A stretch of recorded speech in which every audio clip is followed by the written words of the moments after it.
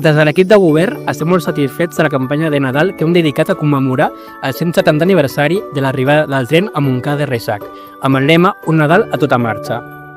Un Nadal pensat per a tothom, però especialment per a les famílies i per als més petits de casa.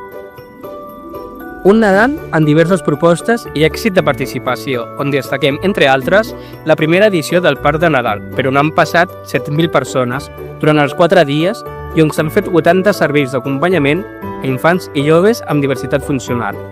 La recuperació i foment de tradicions, com la visita de l'Home dels Nassos el 31 de desembre i la cavalcada de Reis d'Orient, que enguany ha sigut més artística i inclusiva que mai.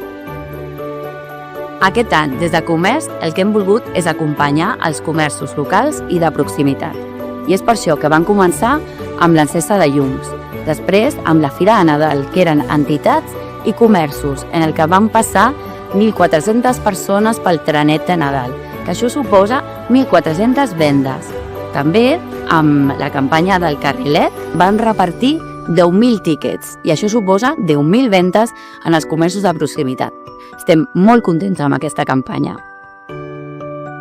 Des del grup de govern volem agrair a tota la ciutadania la gran participació que hem tingut aquest Nadal. Com no, agrair als treballadors de la casa, voluntaris i entitats del municipi que gràcies a ells hem tingut un Nadal a tota marxa. Ara toca recollir aquest Nadal i començar a treballar per 2025.